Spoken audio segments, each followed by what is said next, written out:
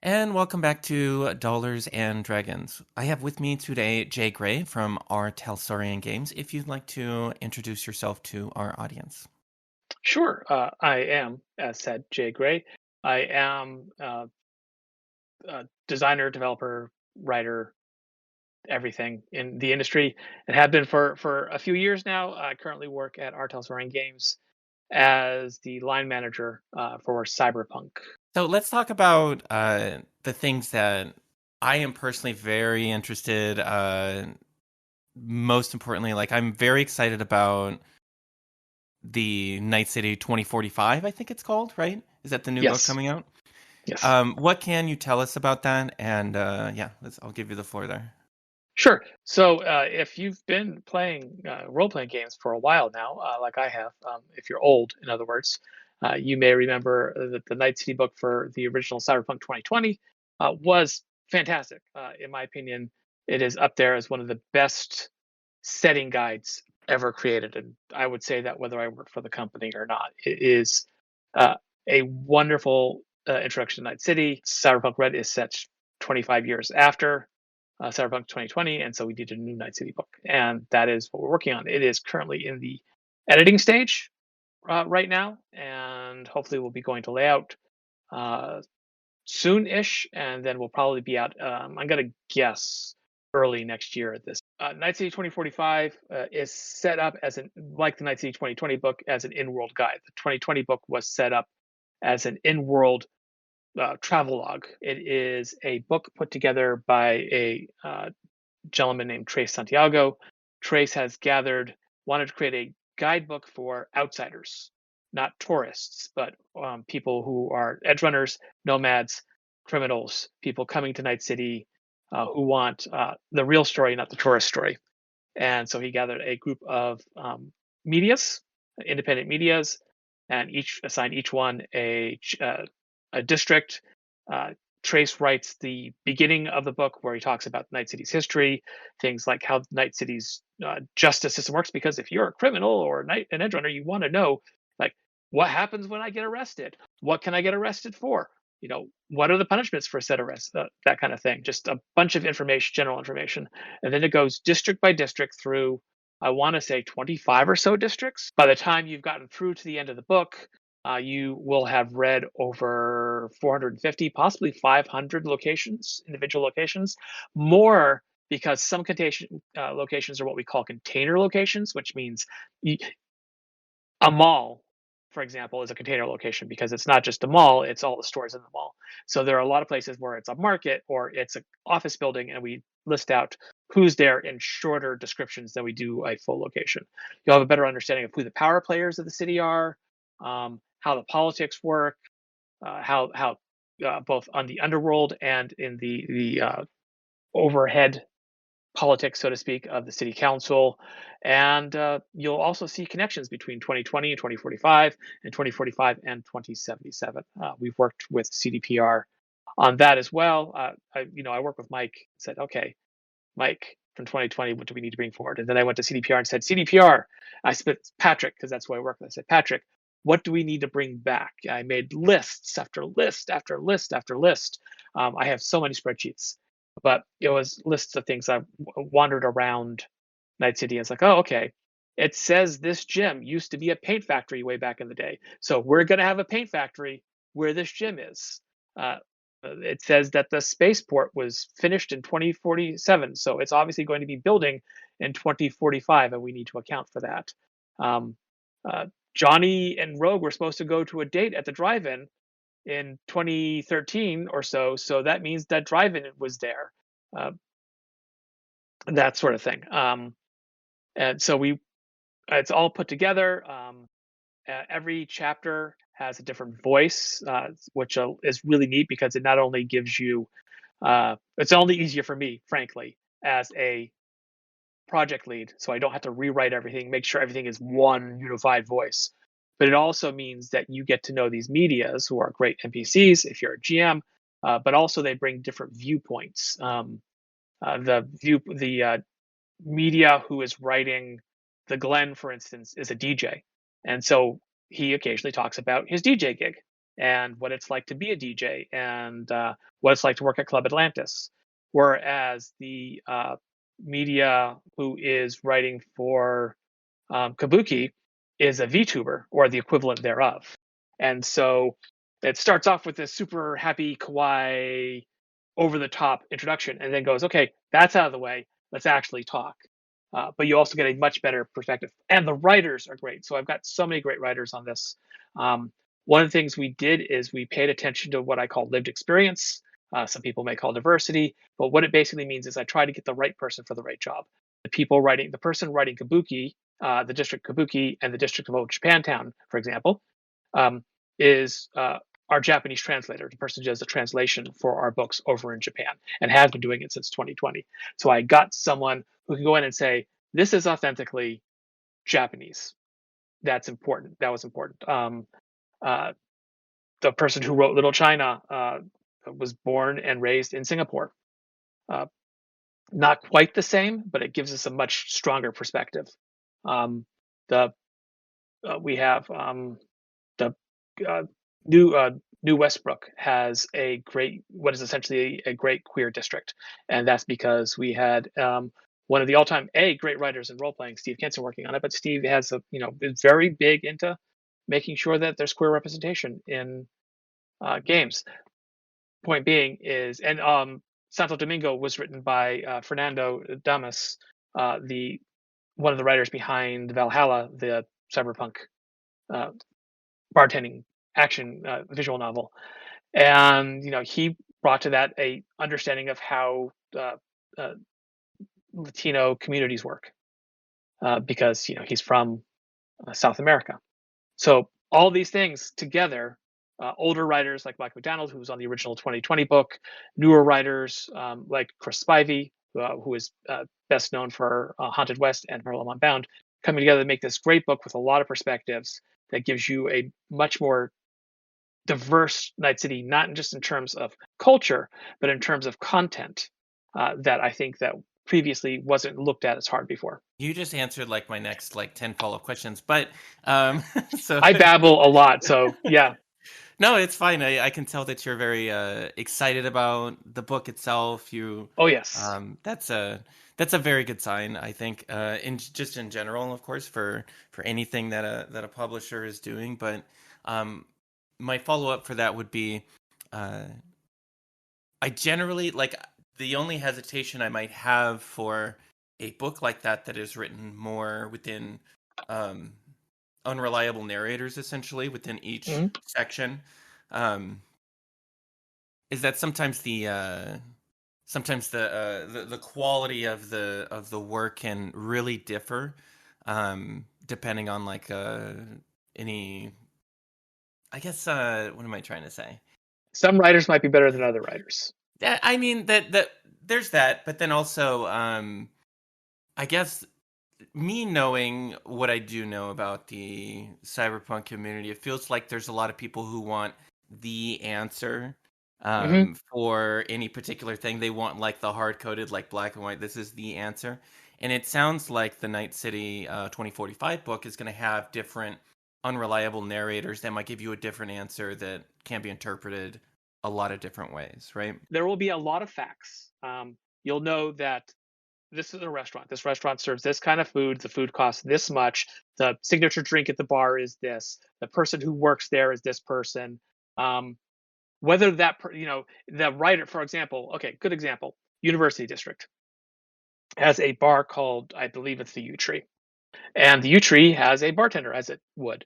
The writer of the district specifically mentions how nice and useful and good with rumors the bartender is. So, this specific bartender is. So, from that perspective, yes, that is flavor, and that is opinion, and that bartender may not be the most interesting character or the most useful if you get bad rolls.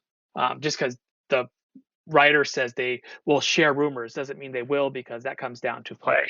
Um, Likewise, when someone says, I don't like this group and this group is horrible, it may be that your game decides that's not true. I don't think you can write a book like this without some level of editorializing, Right. because there's a level there that's just required if you have voices. Um, that being said, for the writers, some writers are better than others. I like think all our writers are good. I'm my job is to try to anybody who maybe was lesser in the writing for whatever reason is my job is to bring it up. My job is not to push everybody else down. There are people who have decades of experience and people who are in this group that only have years of experience, and my job is to bring them all to the same quality. Um, as for the question of fact, yes, any fandom wants fact. They want to know how fast is Warp 3.5. And they want to Right. know that Warp 3.5 is the same speed in Enterprise that it is in Next Generation and that it is in Deep Space Nine. I get that. I am a continuity wonk myself. There are things that I want to know are true. Um, the problem with Cyberpunk is Cyberpunk, the very concept of Cyberpunk requires you to satirize the concept of post-truth, Right. um, which is to say that truth is a narrative controlled by the media, and by people in power. So we have to satirize that, but also we have to deal with the fact that this is a franchise. I had to use the horrible F word. A franchise that is now spread over video games, comic books, novels, animes, and role playing games. And just like any other franchise, which is created by many different people um, over time, uh, there's going to be inconsistencies occasionally. The 2077 says X, and we say Y. And part of my job is to say, well, Y and X are not actually the different. We're not actually different terms, different ideas. We just have to. This is how Y becomes X, or how Y and X are compatible. Um, uh, Patrick likes to say that all cyberpunk stories are bar stories that you hear, not they're not Yeah. firsthand, they're not primary source or secondary source. Um, Right. so that's important. Also, it's a TTRPG. This is actually really important here. Um, the scourge of the '90s and the joy of the '90s in gaming was the meta plot, Yeah. which is to say that a game company would say, okay, every year we're going to advance the plot line. White Wolf was very big about this. Other companies did it too. Mhm. We're going to advance the plot line of this storyline. And the problem is the further along the plot line got year after year, the more it looked like their world and the less it looked like your world. Right. Like if I played a campaign of Game X, and in Game X, we blew up a city, and then we put it down for a while. We come back as, oh, a new source book is out, we're really excited. We find out that new source book, the city we blew up, is critical to that source book. Then that source book becomes useless. So Yeah. um, we do keep some things vague, like for example, we're never going to explicitly say, hey, this is what happened uh, in the Arasaka Towers on August 20th 2000, I want to say 23, um, because uh, not only are there two multiple different stories, one story in Firestorm, one story in 2077, but every time that adventure was played at the table, that story became different, and we don't want to say our story is more important than your story, so we vague it up and say the explosion happened, and that's all we're going to tell you. You can decide how that works with your canon. So long Yeah. story short, you will get a lot of hard facts in this book. You can choose to use those hard facts, change those hard facts, embellish those hard facts. That's up to you. But we are never going to say, for example, the Thalos control the port of Night City. They are nomad nation, seagoing nomads. That is a fact. We will not say that the Thalos control Night City, and this is exactly what it's like to, here's the process for docking a ship in the Thalos port, because A, that's minutia you may not actually need, and B, you may want to do it differently. That makes sense. That kind of dredges up a question that I had later prepared is your philosophy for making sure that you're staying away from metaplot in some way because of how the structure of the '90s RPGs were, White Wolf, and in part some of these other publishing companies that I remember back when I was but a wee lass. So then I wonder if your adventures are anthologies on purpose as opposed to a main plot. So, Street Stories was an anthology. Hope Reborn is a campaign, and you actually get to a point. A very good point is we do have minor meta currents, which we do not try to avoid. For example, um, technically speaking, if there's a vague timeline of all the adventures we've put out and all the events we've mentioned in fiction that we keep for in the 5 years we've been publishing Red, uh, because we can't say, oh well, this never happened or the like. Um, that timeline uh, and the Night City book is takes place actually, technically speaking, between two adventures in Hope Reborn, um, because we had to pick a point. Because in Hope Reborn, spoilers, I apologize, the Forlorn Hope moves from one location to another, and so we had to choose either to put the Forlorn Hope in its old location, its new location, or in both locations. Right. Um, and in the end, we chose to put it in its new location. Uh, but we will have a note at the beginning saying, "Hey, um, if you are using this book and also doing the Forlorn Hope, um, you're going to want to know that the Forlorn Hope, is in this old location where we say the wreckage of the Forlorn Hope, but we list it as a location. Just just pick up the Forlorn Hope and put it there for your adventure, that kind of thing. Where it's there's a adventure, a small adventure called Hilaria 2045. We assume that happened because the events of that leads to the Bozo Civil War, and we like having multiple Bozo circuses because the problem with having a gang, a solid unified gang, is once you kill the gang, you can't use the gang anymore. But if you have Right. a bunch of different groups of the same gang, then you Yeah. can go in and I can wipe out clowns right and left, and there's always another group of clowns to Yeah. take their place. Yeah. But that does mean that that adventure technically takes place before the book was written. Follow-up question to you mentioned an adventure I've actually just prepared and I'm about to run, but um, what I found was when I was looking through, there's this. I see that a fan or two has assembled like here's a list of every single adventure that Artel has put and where you can find them, because there's just so much free DLC on your website, and then in addition to that, there's a lot of adventures that are like tacked onto other source books at the end. Right. So I think it's something like 25, 30 adventures total that you Wow. guys have put out, Wow. which is a lot. Which is a lot. Yeah. If you include the scream sheets, and that doesn't even include um, the Danger Girl stuff that isn't the written adventure, but like the plot seeds that you guys have in there. Hmm. So I was wondering if there was interest for some bookkeeping on your end to like, hey, here's all of the adventures that connect to each other and how they connect. If there's like a flow chart you want to make at some point. I honestly might. I may do that. That may be a DLC sometime next year. It's not a Yeah. exciting DLC. It's not what James calls a sexy It's useful DLC, though. but it's useful. You are Yeah. right. It would be useful to get an idea. I know Emerron and Diamond over on Wireheads have tried to do a timeline Yeah. of everything published, and I don't want to set things in absolute stone, but Right. it would be useful for a GM, I suppose. So that's Yeah. a neat idea. Thank you. Yeah, there's some adventures that like connect, like you said, like the Hilaria one. That is definitely it connects into different ones, and then there's the Fearing the Reaper that has like a precursor scream sheet to it. Yeah, yeah. So I did notice that. So Yeah, Reaper has um, a trilogy, which works. Technically speaking, you could probably do the first one and never touch the rest.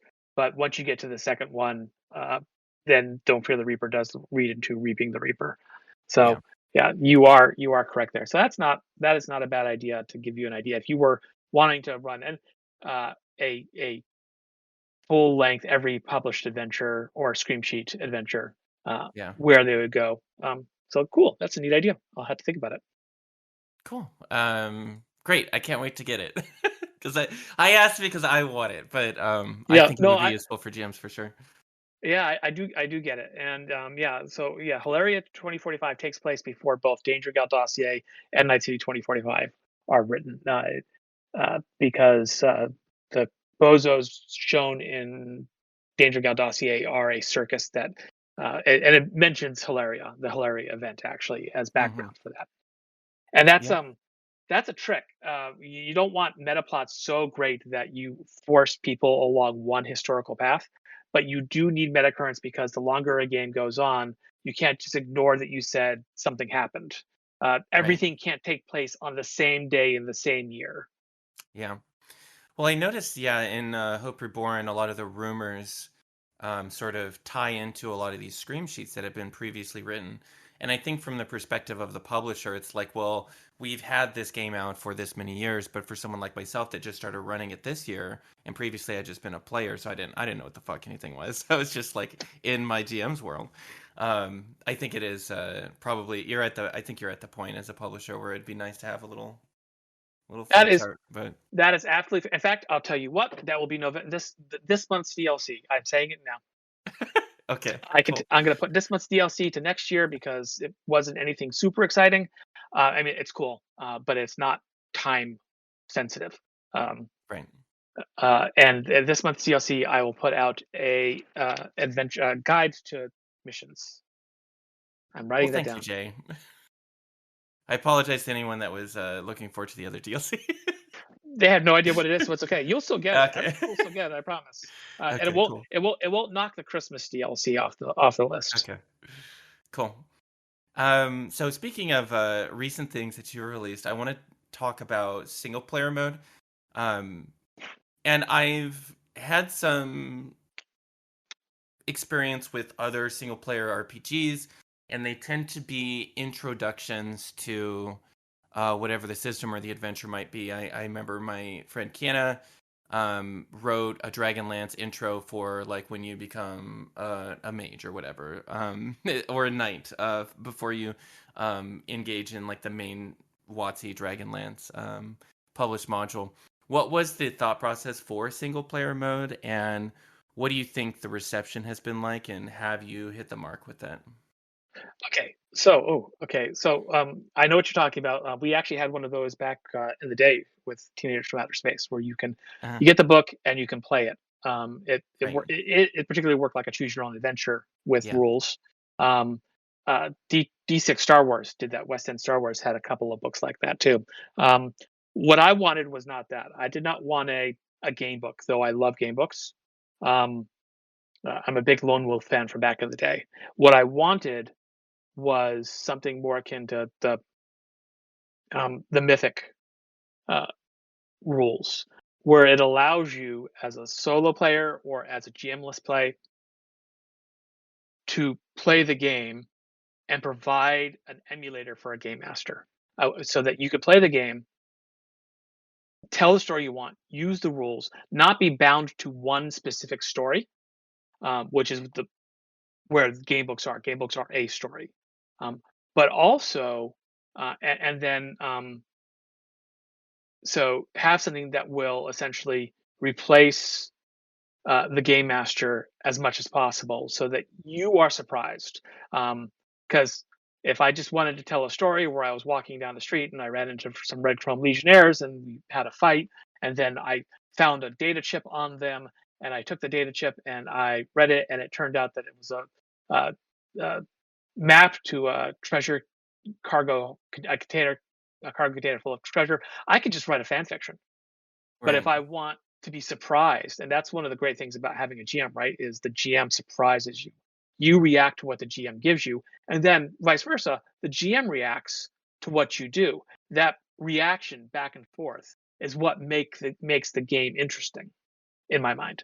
I wanted to do that, and it's not like I had this as an original idea. Like I said, Mythic Game Master emulator has been out for quite a while now. I guarantee it's probably in the top 20 on Drive Through RPG as we speak, and has been pretty much eternally since it came out. Um, I wanted that, and I've been wanting to do it for a while. But the thing is I'm not an experienced solo player. I could be. I could take the time and learn, and I've played with it, but I am not an expert in it.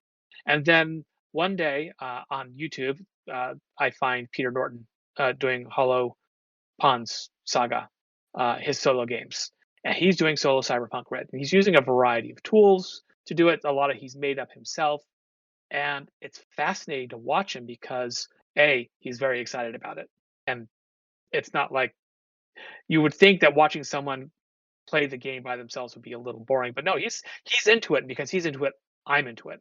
But B, the story is I could see the story growing and weaving and how he's putting it together, and he's putting it together in a with randomly generated results in a way that I would as a GM if I were, say, making a character back in the day when I was playing Traveler, or any other random generation system like the old Marvel TSR game. And so I was like, "Oh man, that's amazing!" And then he emails us and he says, "Hey, I just finished this. I would love to get permission to put out a book using, I could put out a book saying it's a generic cyberpunk book, but I'd rather put out a cyberpunk red book with all the names." I'm like, you know what? Hold on, hold on. Let me go talk because we didn't have it planned. We plan out our schedule a year or two in advance. And so it took me a little while, to not convince my Mike and Lisa and Cody, my bosses, that it's something we wanted to do, but it's something we wanted to do sooner rather than later, because they were like, "Oh yeah, that's a great idea." But at the same time, I was like, "Oh well, our budget's allocated for the next forever," and I'm like, "Can we just find the money, please? Please, I really think this would be worth it." And something opened up, they agreed. We paid Peter. Peter and I worked together to put together the final book. I laid the book out. We put it out in late August, early September, something like that. Um, it would have been out a little earlier, but it takes, if anybody who's done any publishing through drive-through, it's a print on demand only book, print on demand and digital only book. If you've ever done print on demand, you know that you can't hit sale sell until you get a proof, and the proof takes, eh, if I send a book to a normal printer, I get a proof back in a week. If I send it to drive through, because of the way that print on demand works, I get it back in 2 to 6 weeks, depending on what I pay uh, in fees. Long story short, it's something I've wanted to do forever because, um, anybody who has ever spent any amount of time playing anything but D&D knows getting a game of anything but D&D going can be incredibly hard. It's a lot easier now because there's a lot of more online play, and it's so I'm not geographically bound to whatever group or groups are nearby. But getting people to break out of their comfort zone gaming wise for any length of time can be really difficult. And so I often hear like, I can't get my group to play, or I don't have any friends to play with, and or who are interested in playing with me. And I feel that when I was in high school, no one wanted to play role playing games with me. So I really wanted to put out a book and say, yeah, no, here, $10, get the core rule book, get this, $30 for the core rule book, $10 for this. Get those together. You don't need anyone else. It's still, in my opinion, more fun with other people, probably, but you can play, you can get a feel for the game. If you're a GM, you get a feel for the game without having to do test sessions. If you're a player, you can play the game and tell your own story. Um, and it's just as valid as any other kind of play. So I've wanted to do it forever. Peter made it possible. Peter did an amazing, amazing, amazing job. And I just had to tweak it here and there, and it was ready to go. It has done really well. We did it as print on demand and digital only because a full print run is many thousands of books, and we were not sure, would it sell? Is it the kind of product that would sell many thousands of books? It has sold several thousand books. Um, at this point, I believe it's over 3,000 copies, which is fantastic. But it was the right move to put it there because that is the place where it was going to find its audience. So fantastic. It's great. It has been number one for quite a while. It's somehow beating Daggerheart, which blows my mind. Though Yeah. Daggerheart has sold more copies, I guarantee. But I think part of Right. that is Daggerheart did a Kickstarter. And Uh-huh. so a lot of its core audience found the book and now it's selling to the rest of the market. Right. But I am so thrilled. I have seen people take it. I've seen people write long stories, you know, detailing their sessions with it, and that is it. It makes me feel good to know people are enjoying it more than anything else, more than the satisfaction of putting together a product that looks good or reads well, a product that people feel is useful and joyful is the best thing you can get out of role playing.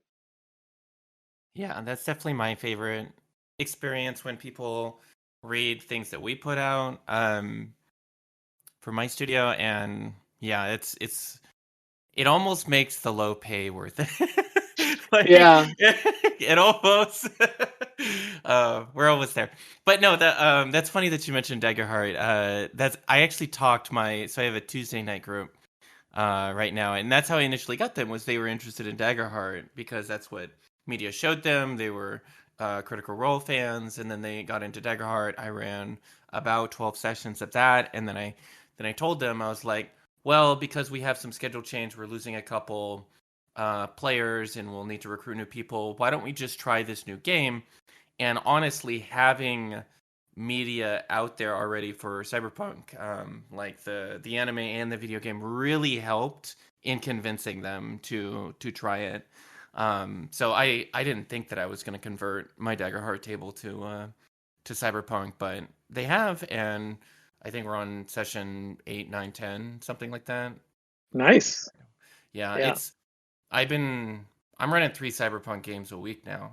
I love it, but yeah, convincing people to switch over to a new system very difficult. Some people get like D&D brain because they think that every game that they learn is going to be as difficult to play as D&D. But that's definitely not the case. I feel like yeah, Cyberpunk it's a long character creation process the first time, but it then is. once you get past that, playing is actually very easy. Um, Especially if you have a GM who knows what they're doing, they can kind of take that load Yeah. off of the player. Yeah, and that's why we include multiple versions. But from our perspective, and granted, it's a bit of an old school perspective, the long process is a plus, not a minus, Yeah, because it really makes a character as opposed to uh, from the very beginning, you know who your character is and what that your GM has something to work with, as opposed to I'm an elf who comes, who has this background. I'm an elf from a land and right. I'm a ranger. Yeah, And now, um, later on, the GM may go, well, okay. And there's something to be said for the GM being able to insert things that weren't there before, but it gives the GM something to grab hold to, and it gives the player something to grab hold to, I think, as yeah, well. Um, I think that's important. And I'm um, a big fan of the old of the life path system in Cyberpunk, and whether it's our life path or a more complicated life path, I think generating a background is super helpful. yeah. No, I have a bone to pick with CPR's life path. Just one bone. All of my players have dead girlfriends, so I don't know if that's because they Oh picked yeah, it or because they rolled it. Yeah, that's because of the way they rolled. I mean, we do say pick yeah, or roll, but yeah, yeah, yeah, the tragic love interest yeah, is a tough one, but it's yeah, very cyberpunk, yeah. to have, you know, and we don't say you can't have a good love, just you Right, don't generate it randomly. You just say, oh yeah, right. my friend is also my love interest. Yeah.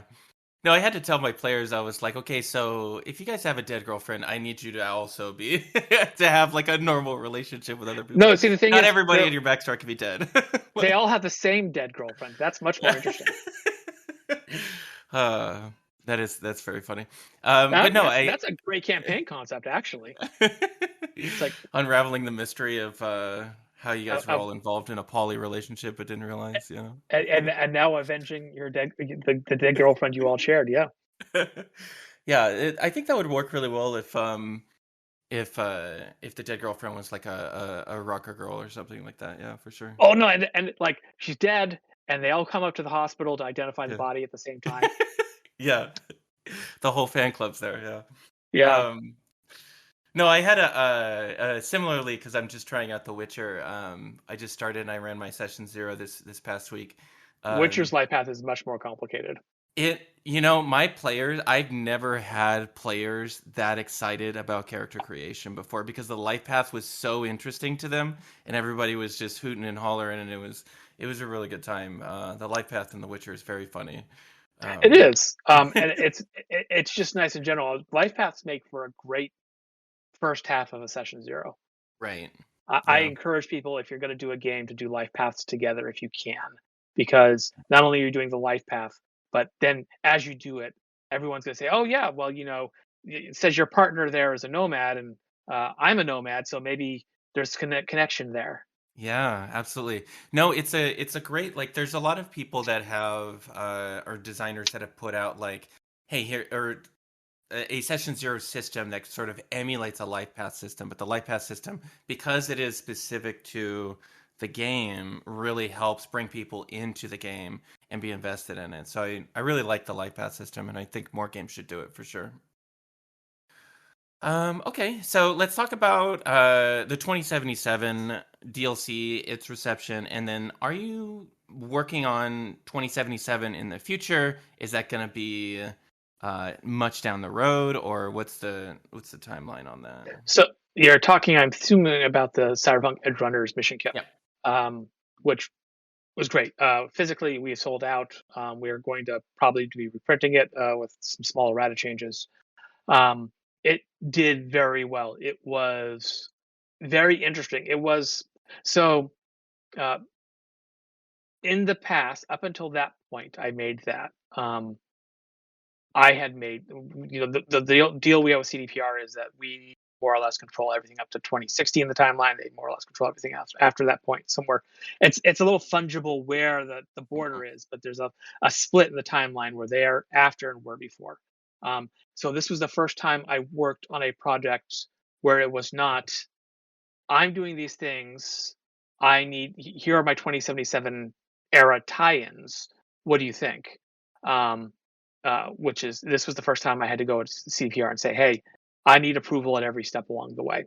It was a fully licensed product, just like if I were working on a Star Trek product or a Star Wars product or a Right. She-Ra Princess of Power project. Um, and so that was fascinating. I learned quite a bit about how to uh, work a project like that. Mike helped tremendously, of course, because Artal has done projects for Bubblegum Crisis and Dream Park and Photoms and Dragon Ball Z, and so he was able to give me, uh, they dealt it. Thanks to God, Lisa and Mike did all the deals, and I contracts, and I handled, but he was able to give me, yeah, you want to think about this and talk to them about this, and this will save you time. Um, so that was fantastic. It's done well. It's a great introductory product. It's both a great starter set for Cyberpunk Red in general, as well as a great add-on for people who want to play in the 2070 era. We are working on a 2077 rule and campaign book. It will be set during the 6 months or so between the opening of the game and the Kopeki Plaza mission in 2077, Okay. because that is the most stable point of the game's timeline. Right. That that Okay. at that point, these actions do not impact the city in any way. Right. And that's the Jackie montage, right? When you're Yeah, right, Yeah, right, okay. right. Cool. It will not probably involve Jackie or V in any way. Right. It will be its Yeah. own adventures. Jackie and V are not the only edge runners in Night City in 2077, but Right. it will be set during that time. It will be the front part of the book. Probably about a third of it will be the rules you need to play Cyberpunk Red in 2077, um, the, including net running stuff, weapons, some role changes, that sort of thing. Stuff we previewed in the mission kit. The back two thirds will be a campaign.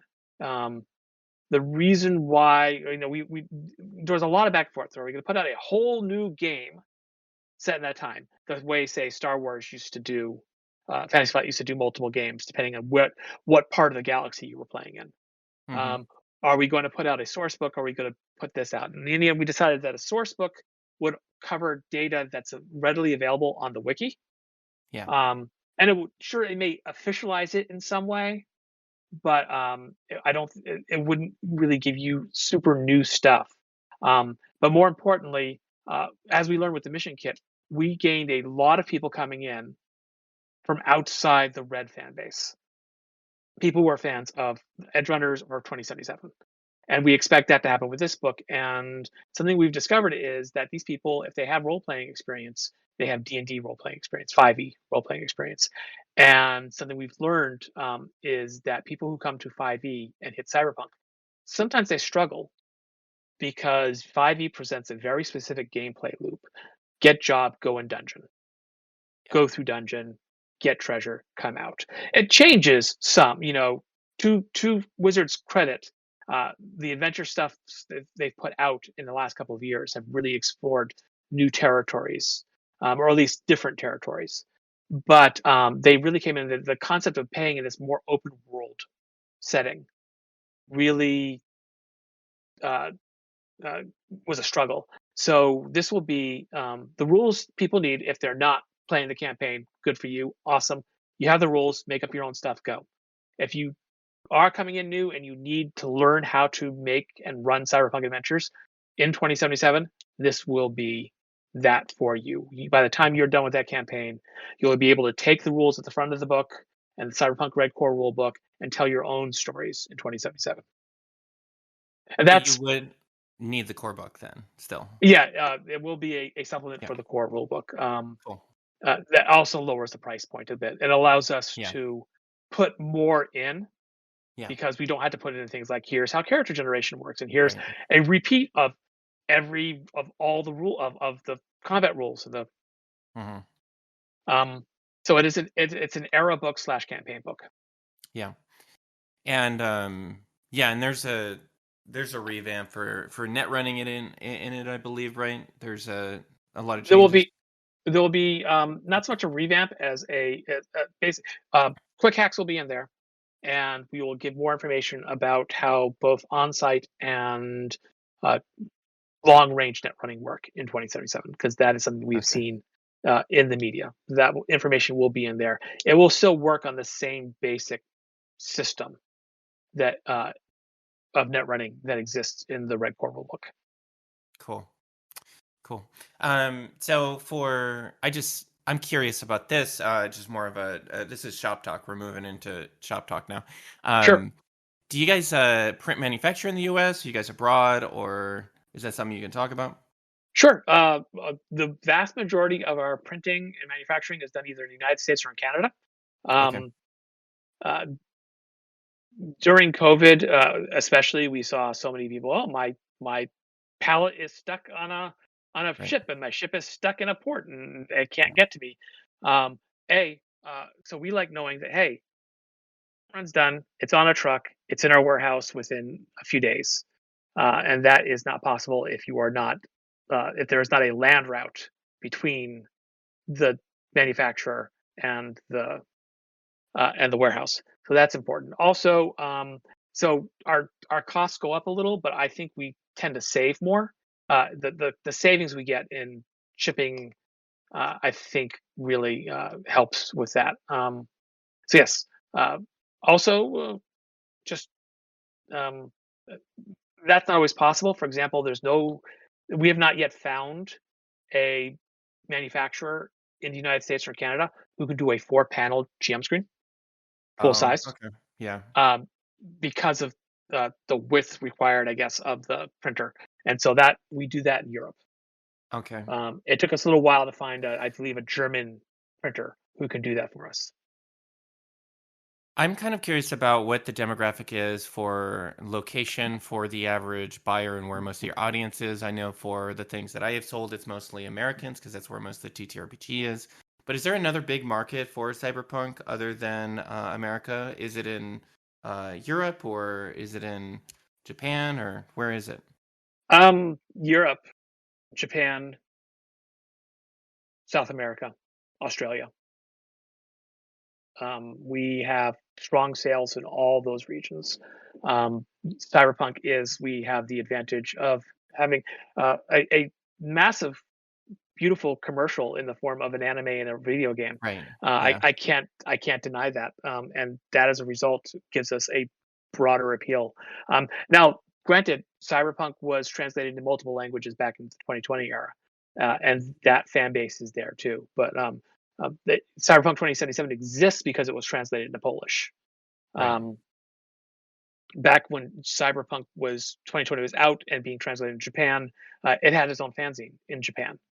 So we've been really lucky there. I want to say we're roughly 50-50, but I don't know have exact numbers. But I believe we're roughly 50 US Canada and Hmm. 50% outside of it, which is another reason why I am so glad that um, online play exists. because when your fan base is spread out like that, it makes it easier to get a game together. I'm aware of several games where it's like, yeah, uh, a guy in Scotland, a person in, the United States, someone in the UK, um, someone, all these people are coming together and playing together, and that's fantastic.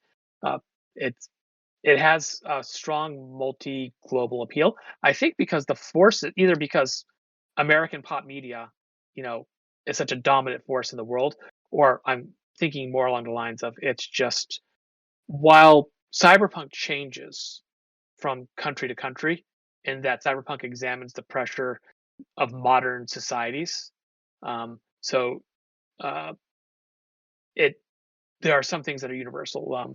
The concept of, well, do people in power shit on people who aren't in power? That is a universal concept, no matter where you are, and so that really goes fast. And also, people like action, no matter where they are. Yeah, no, there's a I think the one of the most interesting things about Cyberpunk is that it is so transcendent because it is a story about class consciousness in some ways, and that is worldwide in a lot of respects. Even as It is. it's yeah, I also think part of it is that cyberpunk, as 2020 was developed, it became a distillation of multiple paths of cyberpunk. Um, it's a little bit here, a little bit there, merged, molded together into uh, this concept where it's, you Judge Dredd and Bubblegum Crisis and Dominion Tank Police and Appleseed and Neuromancer and Hardwired.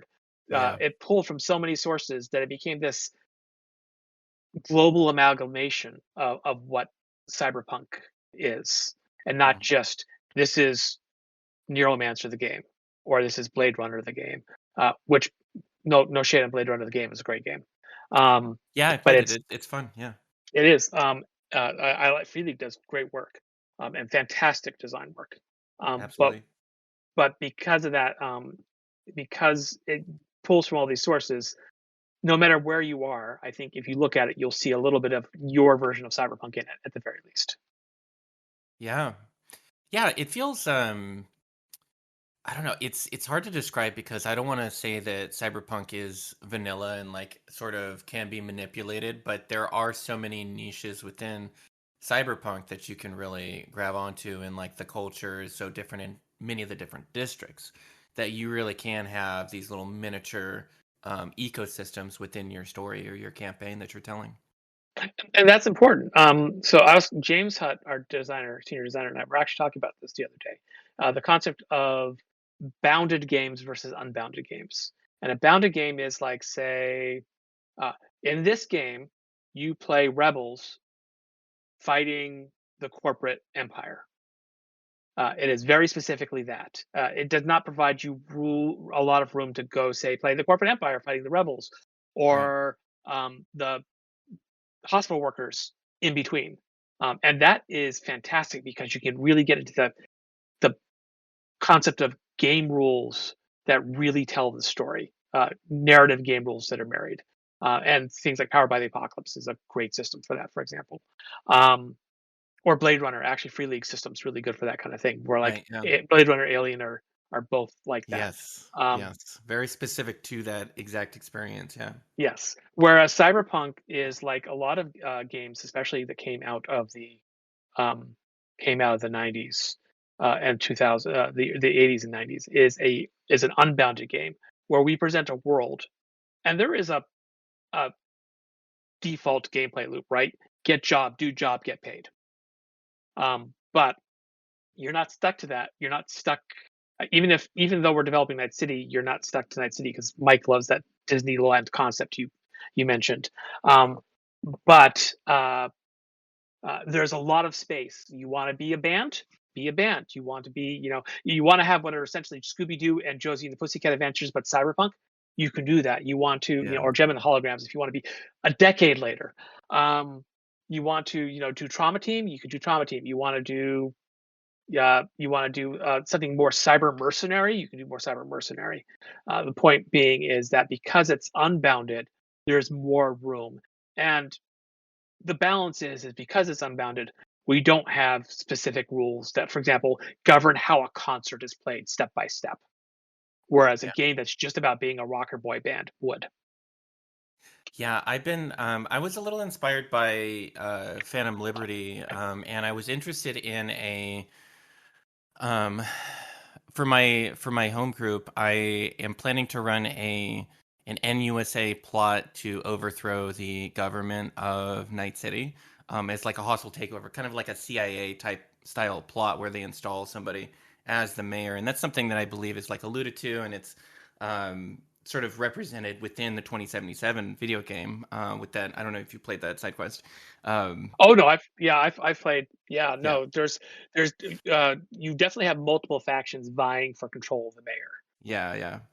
Yeah, no, I find stuff like that to be really interesting, and I think it speaks to a lot of the things that are very strong about Cyberpunk as well, with the corporate interests and sort of like their authoritarian bent and how they interact with the world and how they interact with the underclass or the people that fuel the economy, so on and so forth. So yeah, Yeah, that's what I'm working on right now for my home game is developing that because I am interested in them playing like a group of people hired by the Pacifica Confederation that doesn't want Night City to be taken over. Essentially, they want Night City to remain neutral, and that's kind of like the premise that I've got going. But that's a really cool concept. That'd be a fun espionage games are a lot of fun. You if you don't have a copy of Going Quiet downloaded, you'll want that.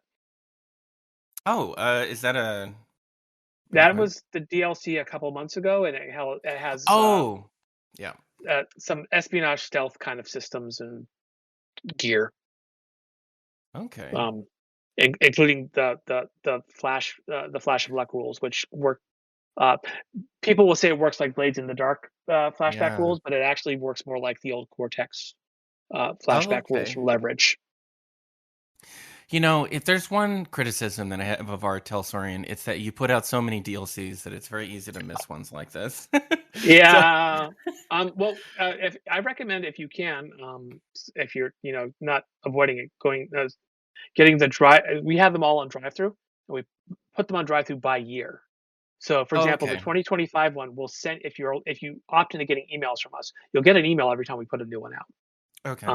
and that will make it a lot easier to keep track of. No, it's one of the most appealing parts of the genre. I talked about this with Cody a little bit when I had Cody on.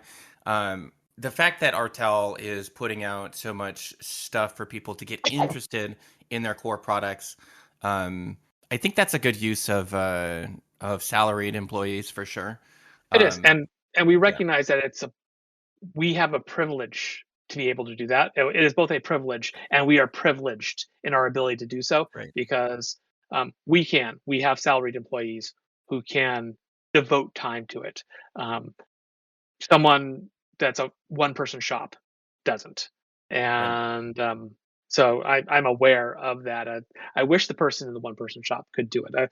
Ideally, we'd all be able to just do the create all day long, but Right. fortunately, just the world is a capitalistic hellscape, and it doesn't work like that.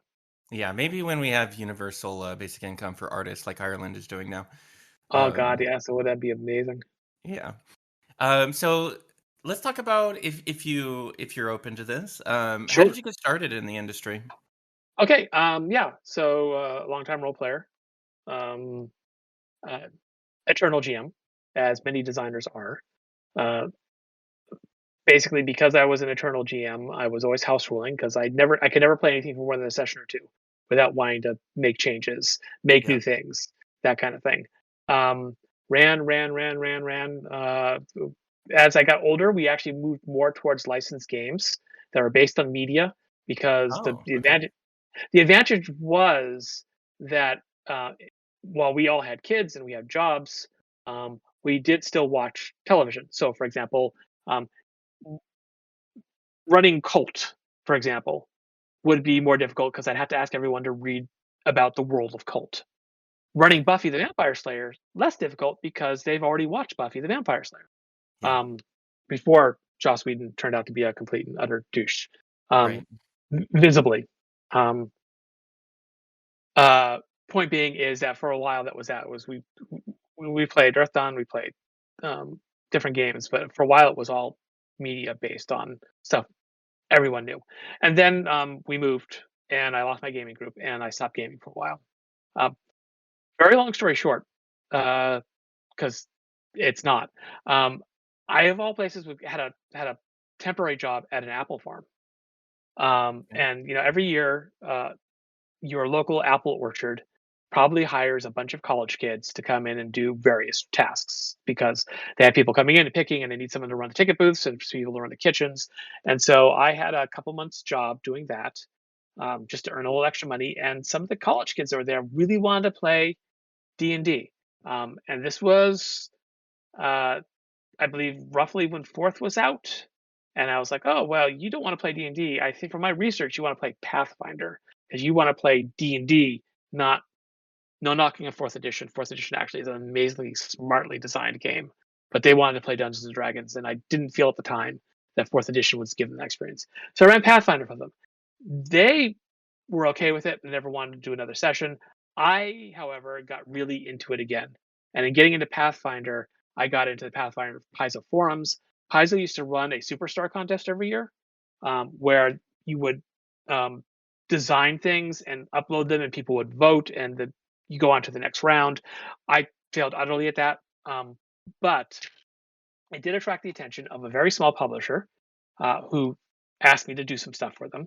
And the at that time, the third party publishing community was not that big. There were 50 or 60 companies, but only a few that were active, and people would just move from company to company. Uh, I started working for uh, various companies. Eventually, I started doing work for a company called Fat Goblin. Fat Goblin is run by an artist named Rick Hershey, an amazing artist. And I said to him one day, he said, "Oh, I love old games that aren't published anymore." I said, "I do too. And if someone got the Castle Falkenstein license, I would work the hell out of that." And so he said, "Okay, I'm going to go see if I can." A couple of days later, he said, "I have the license." He managed to contact Artel. Artel said, "Yeah, that's fine. You have the license." I put together several books of that for a supplementary Falkenstein material, all of which, by the way, are now available from artelsrunningames.com on DriveThruRPG. Artel bought the books out from Fat Goblin. Um, During that, there is no heartache like trying to promote new products for in the 2000s, 2010s, for a game from the 1990s that even back then was an oddball niche game that nobody played. Yeah. But I was everywhere I could be promoting the hell out of it. Doing podcasts where I can get on podcasts, on social media, and apparently I impressed the Pondsmiths, Mike and Lisa, with what I was doing, because when they realized that they needed someone to handle that, because they were getting so much attention from the lead up to the release of 2077, they needed someone to do that. They said, "Well, why don't you come work for me as our media guy? We'll pay you for 10 hours a week." And I said, "How about a full time job?" And they said, "Well, let's start with 10 hours a week." I said, "I can guarantee I can do a full time job out of this." And then after a few weeks, I was like, "How about 20 hours?" And then after another few months, I was like, "How about 40 hours?" And I kept working my way up to full time, Right. um, which is how I got there. I was media ambassador, which is the title I gave myself for many years for Artel. And because I was also a designer and a layout artist, and a writer, whenever there was a project I could jump in on, I would. And they're like, "Yeah, you want to do work so I don't have to?" Sure. No. But it was just, That's how it is. Yeah. everybody at a small company wears many hats. Yeah. um, they are hat racks, as I say. um, so long story short, eventually there came a point where I was kind of more or less doing the line manager job, but also doing the media job. And Mike just said, "You're doing the line manager job. Do you just want it?" And I was like, "Yes, as long as you get someone to replace me in the media job, because I can't do both forever." Right. Um, and eventually we hired Rob Barefoot, and Rob is great. Rob is honestly better than I was, and I am now line manager. That is how I got into it. Is that a way? Is that a method that you can use to get into the industry? Hell if I know. Um, I It's not can't. a set I can't. path, no. Anyone got into the industry the same way professionally, and there are probably um, fewer full time designers out there than there are people who walked in, have been in space. Um, Yeah. which is unfortunate. It's just it's a small hobby. Even when it grows, it's a small hobby, especially outside of the big dragon in the room. Um, I will say, if you are looking to get in there, there's two important things from what I can see. First, you gotta show your stuff, whether that's through a community content program or third party licensing or whatever. You've got to go there, and sometimes that's gonna be like not well paid, and I'm sorry. Um, The second thing is you got to network, and whether that's online networking through Discord servers and chat groups and uh, different forums and wherever kids have, or it's more real life networking through conventions. Um, no one is going to hire you if they don't know who you are, if they don't know you exist. And then you've got to realize too that unfortunately, because I get the question a lot, how can I write for Cyberpunk? And my answer is always, well, I can look at your stuff, but the truth is we only put out so many products at a time, and we have a decent stable of writers already. So I usually get one or two per project, new ones, but it's not some. I'm not unfortunately, it's not something we're doing a lot of. Even with the DLCs, most of that is in-house written. We do have done out-of-house writing on them, and I have actually used them kind of as a test in past. There's a couple of writers who wrote for the first time on DLCs. They've worked on bigger projects, but it's a relatively rare things, and that ebbs and flows with the tides of the economy. When I have more money, I hire outside writers for DLCs. When I don't have more money, because the economy is, even when we're not printing in China, um, our printers getting paper from China or Canada, are they're getting ink from China, they're getting parts for the machines from China, so our costs go up. Um, lo- long story short, is that it's just you got to be lucky, but you also got to be out there. Absolutely. Yeah, that's kind of the that's kind of like what I hear from a lot of publishers, and it's just one of those things where every time that I'm applying to a gig, it's like, okay, well, it's me and these 150 really qualified designers.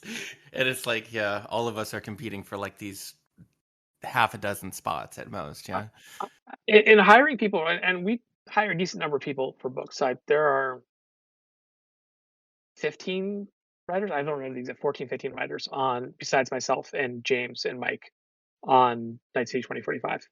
And some of them I hire because these are people I've always wanted to work with. I will be honest. They're people, Steve Kenson, Eddie Webb, Chris Spivey. They're amazing storied writers. Some of them we discovered randomly. Melissa Wong uh, posted some stuff on the Cyberpunk Reddit that really tickled Mike. And Mm, so he brought her in, and she has produced amazing work ever since. Um, uh, Sometimes I'll see a GM in a actual play, and I'll say, "That's a good adventure they've done," and I want to see if they can write as well as they GM. And sometimes they can't. right. Sometimes they can. Um, and sometimes I'll go to Gen Con and I'll meet someone, and they'll something about them will say, "Hey, tell me, hey, this is something you want to talk to more." Rachel Savecki uh, was a writer like that. And I wish I wish I could say that in a perfect world, uh, I just get a pile of writing samples, all blank, no names, no Right. information, and I pick it up. Um, but that is, while it seems equitable and fair, it's a bad way to pick a writer, because a writer is more than just the quality of their writing. It's also how well they can work with a group on a project and how reliable they are. Yeah. And those three things together, their ability, their reliability, and their um, camaraderie, Yeah. uh, make up how we pick people.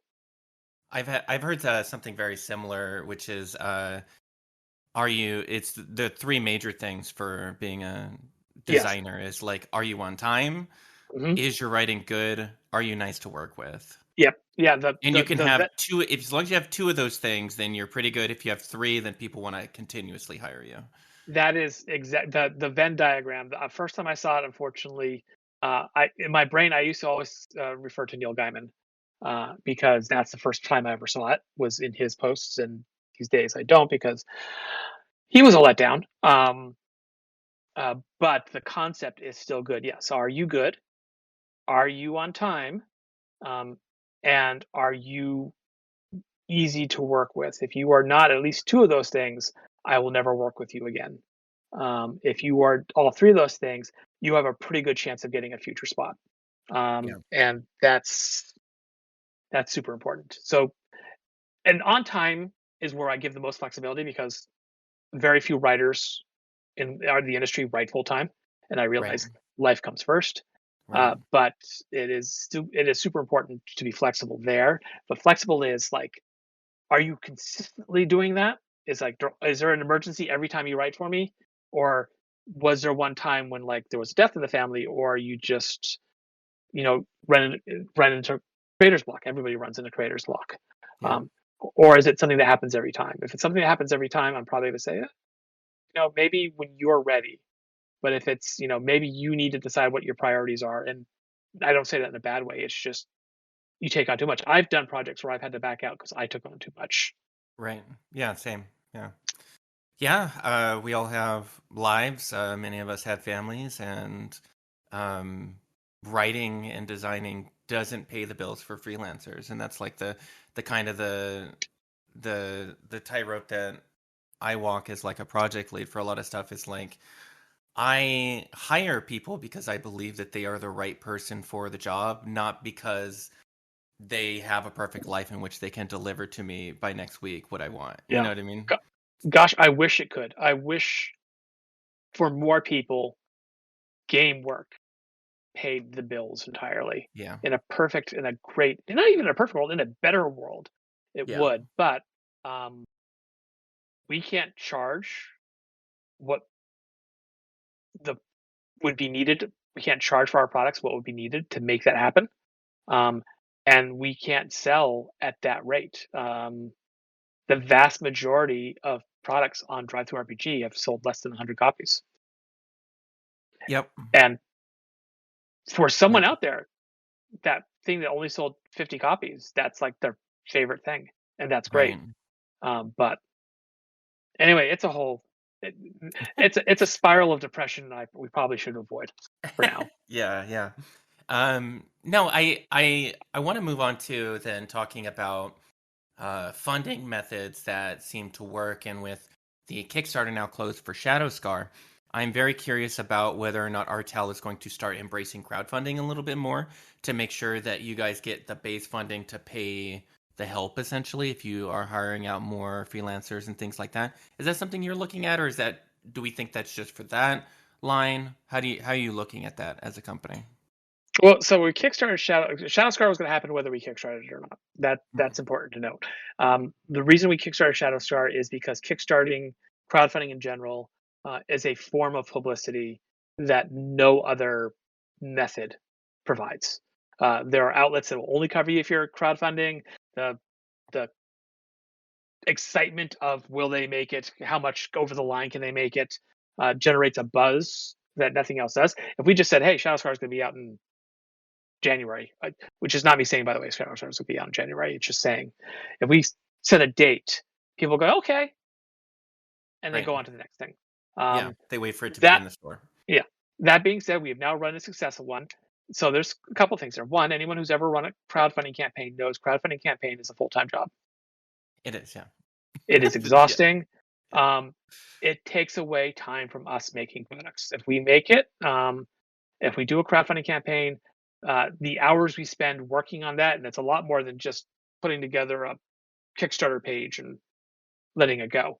Um, the amount of time we put into that is time we aren't spending making games. And that is something we had to be aware of.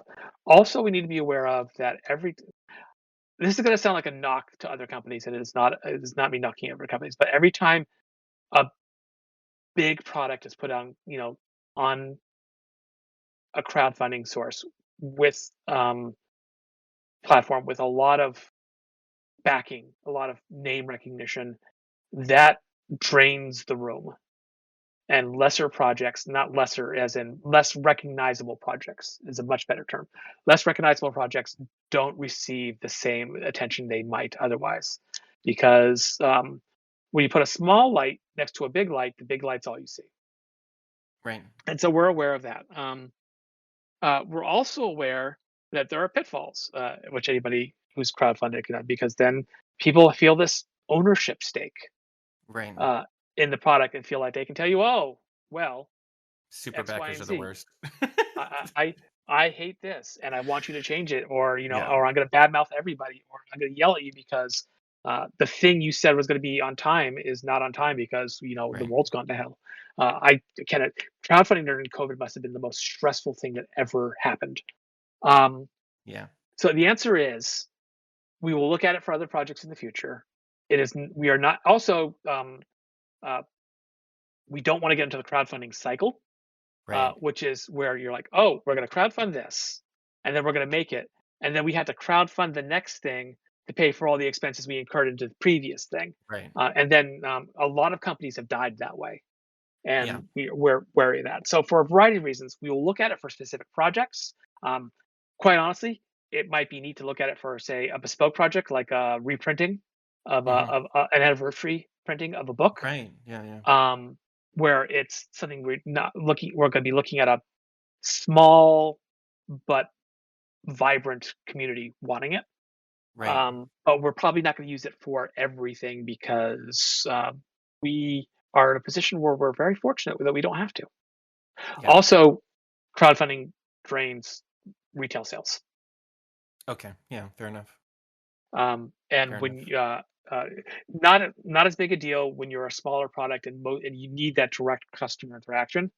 But when you're looking at a larger customer interaction, the stores look at you and says, all my customers bought this on Kickstarter, and now they're not Right. coming to the store. So why should I carry the rest of your line? Right. Fair enough. Fair enough. So for you personally, and I know this is probably a tough question, or maybe this is Okay. just like top of mind for you, but what's something that you really hold as like one of your favorite books or DLCs to work on for Cyberpunk? Oh gosh. So I love all my children equally. Um, I like to say I Yeah. have no favorites. I will Hmm. say DLCs as a concept, I'm very proud of. Uh, we are certainly not the first person to think of this of releasing free content, um, but we are, as far as I'm aware, the only company who does it steadily month after month. Certainly in recent years. And I got the idea actually from back in the day when Wizards of the Coast was putting out 3.0, and every once in a while they put out a book and they say, "Oh, here's all our content. You can have it. Here are Modrons. Here's an Right. entire article about Modrons," and it in a way takes the place of the old fan magazines. But I'm really proud that not only have we done it, but we've done this wide variety of things, which brings us. I'm super happy, excited the fact that I was able to write an entire article about bicycles in Cyberpunk. Yeah. It's a small thing. Yeah. It's a thing that would have been a page, right, in Right. a Chromebook, maybe Yeah. uh, in a Gearbook. But here I was able to write. Here's the history of bicycles. Here's a guy that makes them, the company that makes them. Here is the some of the economy of bicycles. Here's Mm. extensions of bicycles so you can customize your bike. I'm excited about that, and that's what DLCs let us do. They let us explore the things that used to get explored in Dragon and in White Dwarf and in Shadis and all those magazines in a way that keeps the community of fans in Cyberpunk engaged with new content every month. So the truth of the matter is a lot of games. If you haven't heard from them in a few months or a year, you assume they're dead and you move on to the next game. Uh, Here we have a way to say, oh no, here's something new, add it to your game, and we also get to test in almost real time what people are excited about. People reacted well to Elflines Online, so we made more Elflines Online content. Yeah. Uh, People reacted really well to Toggle's Temple. So we're probably going to, we're looking at how Toggle's Temple, which is a gun, all guns, how the stuff from Toggle's Temple can be brought in.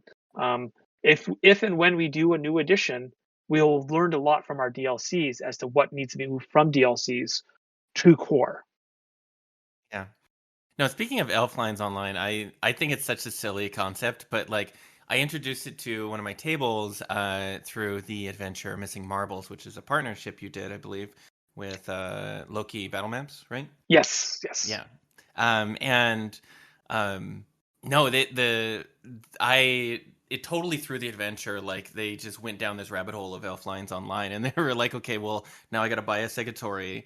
Now I gotta, get all the games. Now I gotta create my elf lines, my elf line elf. And no, it's just silly that there's so much little stuff like that that really help you flesh out your character within the adventure campaign. So no, I love little stuff like that. It's really cool.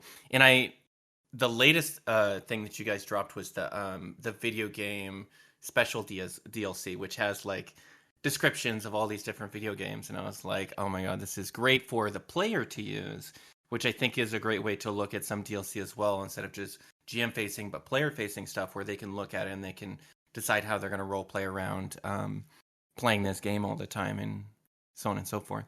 Um, are you good for time for another Yeah, question? yeah, Cool. sure, please. What does your day to day look like as a line manager, plus all your other roles? I know you've got kind of an eclectic group of responsibilities, but I'm kind of curious from sort of an office scheduling situation, because that's how my brain works. I'm thinking about like your Google Calendar in a basic day. Like, what does that look like for you? Oh, well, first, bless you for thinking that I'm that organized. Um, no, so the truth is that there is a great deal of flexibility required because what I'm doing day to day depends on where projects are. That's the top of every day. Top of every day is sitting down and taking stock. Uh, what projects do I have going? Where are each of them? What do I need to do to push those projects forward towards the finish line? That's important. Um, and then also checking my emails, seeing what's new, what's happening, what are people saying, what do I have to respond to? Did my art director, who lives in a different time zone than not my art director, but Artel's art director, Winter, she lives in a they live in a different time zone. They have a tendency to work odd hours because they're artists. All live globally, Right. and so they often will, work less during the day and work some night. Um, but what came in from the art director and needs to be uh, talked about. What came in from our writers who are from all over the world. I have writers in Japan. I have writers in the UK. I have writers, um, actually, right now, mostly writers in the UK and Japan. Oddly, even uh, my writer from South America actually lives in Japan. Um, but they're from all over the world. They're from different time zones in the US and Canada, and each of them is giving me things at different hours. So I take stock of everything, and then I decide, hey, okay, what is priority? And priority, for example, priority may be I make goals. What do I want to get done that day? Uh, if I do this thing today, will I have accomplished something? Will I have done my job? Will I have moved the projects forward? And so the goal may be like, okay, I need to read 2 chapters that have been turned in on this book and do development edits. Or it may be, okay, I need to write 1,200 words. Or it might be, I need to write usually three. I've never written 5 art scripts in a day. 3 art scripts to give to the art director. It may be doing a podcast. So basically, my day is taking stock, setting goals, and doing my best to accomplish those goals, while I'll be enjoying the flexibility of working from home, so that I can Right. do things like go pick up my kid from school, or um, run to the grocery store to pick up dinner for my family, which is nice. Artel is very big on they don't want you to overwork, so they try. You're encouraged not to work more than a certain number of hours a week, 40 hours, but also actually kind of a little less, to be honest. But also that you work as long as the job's done. It doesn't matter when you work, which is Right. a lovely amount of flexibility. There are Yeah. regular meetings. We have 2 meetings a week as a Okay. company. I Hmm. have meetings with individuals on this project, that project, the other project. and those are fit in. I have project meetings with outside people because in addition to being in charge of um, the products we make, I have to uh, manage some level of the products that are made outside of our company. For example, meeting with Monster Fight Club to talk about our miniatures, meeting with Sirenscape to talk about our sound sets. Sometimes that's all email. Sometimes it requires me to meet in person. A lot of times it involves meetings at conventions. I will have meetings at PAX Unplugged, for example. Uh, Scheduling meetings at PAX Unplugged is part of it. So the answer is I don't have a day where I have a this hour is dedicated to this, this hour is dedicated to this hour is dedicated to this. I have a day where I say, here's what I have, here's what I have to do, then I do it. And that's important. And in between, because I have ADHD, I am constantly switching back and forth because I find that my brain works better if I work on a project and then go do, say, just go onto Google and say, or YouTube and Google Cyberpunk Red and see Yeah. what search Cyberpunk Red and see what new actual plays are out. Yeah. Just because that's always fun to see how people engage with the game. I tend to Yeah. be hyper focused in terms of a broad project. So I have a hard time moving from one project to another in a single day. So I try to Mhm. space my projects out from one day to the next. So that day one I'm working on X and day two I'm working on Y. Even then, I have to force myself sometimes because my brain wants to really finish what I worked on the day before. Right. And I'm Yeah. like, no, no, today you need to get the DLC finished and laid out. Um, but yeah, it's that's it. Take stock, set a goal, accomplish the goal, keep the goal manageable. I'm not going to finish 5,000 words in a day. Right. It's possible. I There are days when I can write that much, That's a but lot. it's very rare. It's very rare, and if I don't reach it, I feel bad because Right. that's the goal I set for myself. Because my brain says you must accomplish your goals. So I try to keep my goals reasonable. Try to write a section. The section is 1,200 words. I can definitely do that, and if I have extra time, I may write a little more. Yeah. I found as a fellow neurodivergent, I work best when I have a checklist that is Mhm. a large task broken up into things I can accomplish in one sitting within 1 to 2 hours, and Preach. that's like the sprint solution that I have to how my brain works because I will do the 1 or 2 hours of work and then I'll click the little check and I'll be like, yes, I finished that, and then I feel good about it the rest of my day, and I'm like, okay, well, Yeah. I accomplished one thing, so There you know, there is no feeling better than clicking checking a box on a list yeah, yeah, or crossing something off. All of my projects are that. They're basically lists. Even, for example, if I'm writing something, I start off with a bullet point outline of what I'm writing, and then I just expand each bullet point until it's a paragraph or a page right, or whatever it needs to be. Um, because that, and then I may move them around after, but right, by doing that, by breaking up large tasks into small tasks, that's the only way I can get things done. I was amazed to find out not everyone did that when I was younger, yeah, because I just assumed that was how everybody worked. I mean, yeah, no, you make it's grocery lists. You don't make a list that says go to the grocery store. You make a right, list of what you're going to get there. right. Yeah, no, that's been kind of my journey in the last few years has been sort of accepting how my brain works because I was coming out of a very structured life before I really changed my career and everything, and I started to work at home. And a lot of the structure was like provided to me, and once I got outside of that structure, I realized, oh, that I really needed that structure. So I now have to build it, and I have Yeah, checklists and things like that. Yeah. providing your Um, own structure is one of the hardest things to do. Yeah. Well, I'm glad I'm over that hill, so I'm like I'm doing good now. But for a while there, Awesome. I was just very confused about like why am I unable to do anything? But We've all struggled with that. I call that my 20s. yeah. Okay, so last question I have for you. Okay. Would you like to tell us about your home game? Oh, I don't have one right now. Life is so hectic. I've got one kid in college, one kid applying for colleges. Applying for colleges, let me tell you, applying for That's a colleges lot. now is a Yeah. lot. It is a complex. There's visits and My kid wants to be an artist, professional artist, and so there is Uh-huh. what is essentially art cram school, and Right.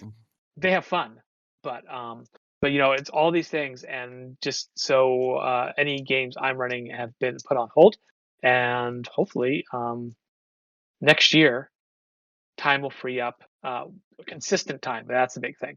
It's not that I don't have free time; it's that free time is not consistent from time to time. Right. I Gotcha. will say, I have a friend, my best friend. We do this all in text on an old Mux server Oh, that my friend you're runs. Yeah, I'm a mud player. Okay, I'm picking up what you're yeah. putting down. Yeah. And I used to play, all the time, and I used to have characters Right. all over the place. And over time, I realized not only was it time consuming, but it Right. was draining my creativity in a Yes. way that was Yeah. not productive to my goals. Yeah. So also, I after a while, I just got sick of a lot of people. Yeah. Um, Yeah. um, so There's what I something did is, sorry, there's go ahead. something to be said about like the anonymity of like those mud or mux players and like just how it brings out the worst in them. Yes, And yeah, yeah. and it's like community theater. It's like everybody's Uh-huh. egos are on the line. But Right. my friend and I, we really enjoyed crafting stories together. So one day we said, "Hey, we don't need anyone else." And I believe my friend still plays on some, but we don't need anybody else. Uh, she set up her own server, and we have spent the last decade regularly getting together and telling a story. We each pick a character, we tell their story from the point we start them at to the point where we feel they've reached their conclusion. Then we pick new characters and we tell all the same world. So we have this decade old world we're telling, um, and so that is what I closest thing I have to a home game right now, and it's a lovely, wonderful experience because there's no expectations. And it's we have a synchronicity of writing, which comes after a long dedicated partnership, which is wonderful. That's that's beautiful. I love that. That's really cool.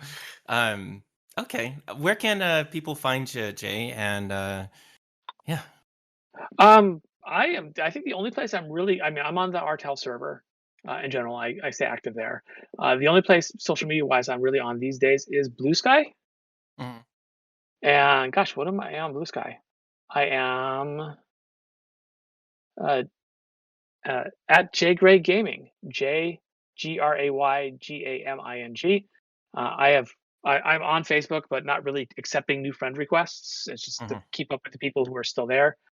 And I have abandoned other platforms for now because my ADHD brain likes being only on one platform, um, but B, they're just, especially after Twitter got taken over, they've just all Right.